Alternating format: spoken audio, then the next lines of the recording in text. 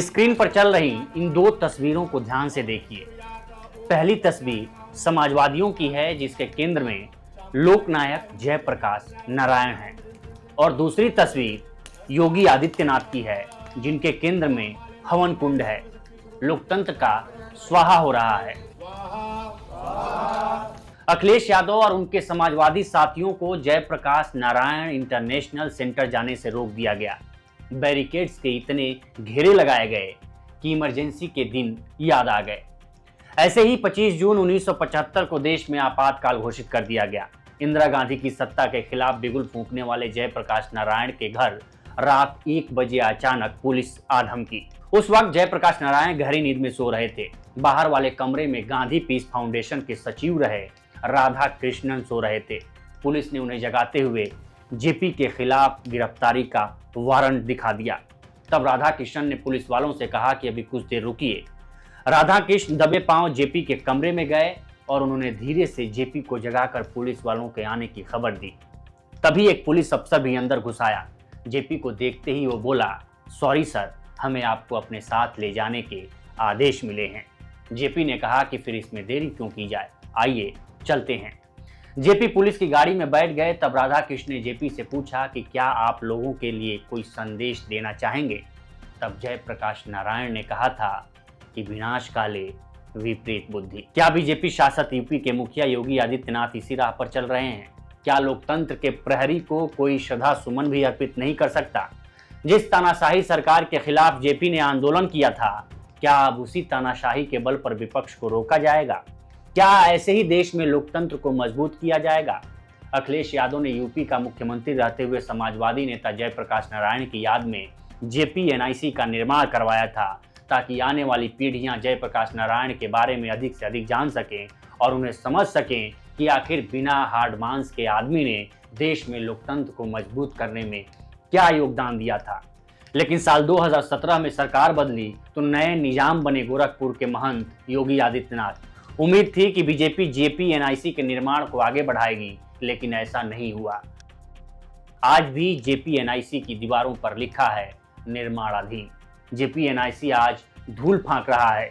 अखिलेश यादव ने जेपीएनआईसी का एक वीडियो शेयर किया है जिसमें दिखाया गया है कि आखिर उसका रूप कैसा होता अगर वो पूरे तरीके से बनकर तैयार होता। लेकिन देश का दुर्भाग्य है कि हमारी साझी विभूतियां भी राजनीतिक तौर पर बांट दी गई हैं।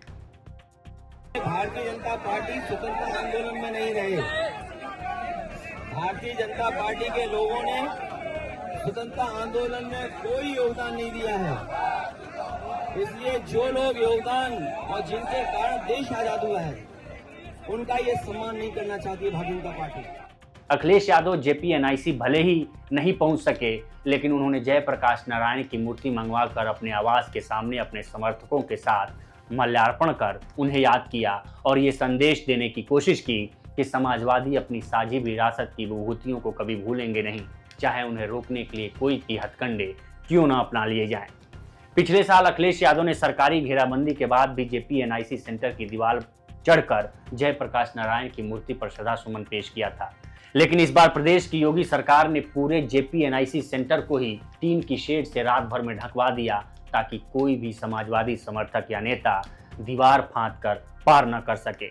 अखिलेश यादव के घर के बाहर फोर्स तैनात कर दी गई ताकि अखिलेश यादव घर से बाहर न निकल सके। लेकिन सबके बावजूद अखिलेश यादव ने वो किया जिसके लिए सरकार उन्हें रोक रही थी। अखिलेश यादव ने देश की राजनीति को एक नया आकार देने के लिए अपील भी की है। ये अपील समाजवादी आंदोलन से निकले नीतीश कुमार के लिए भी है। सुनिए उन्होंने क्या कहा। इस मौके पे कहूंगा कि बहुत सारे लोग समाजवादी लोग सरकार में हैं, जो सरकार को चलवा रहे हैं। बिहार के मुख्यमंत्री जी भी हैं समय समय पर, जननायक जयप्रकाश जी, उनके बारे में वो उन्हीं के आंदोलन से वो निकले हैं। ये मौका मिला है उन्हें भी, ऐसी सरकार जो समाजवादियों को जयप्रकाश जयंती के दिन याद नहीं करने दे रही है, उस सरकार से समर्थन वापस ले लें। समाजवादियों ने सरकार के रवैये के खिलाफ सांकेतिक प्रदर्शन भी किया, जिसमें वो खुद को जंजीरों में जकड़े और जेपी की फोटो लिए नजर आए। सोचिए अगर आज जेपी जिंदा होते तो क्या कहते। आप भी सोच के बताइए, इस पे कमेंट करिए कि इस पर आपकी क्या राय है और हमें सेक्शन में ज़रूर बताएं। बाकी देश दुनिया की तमाम खबरों के लिए बने रहें लोकमत हिंदी के साथ। फिलहाल इस वीडियो में इतना ही। नमस्कार।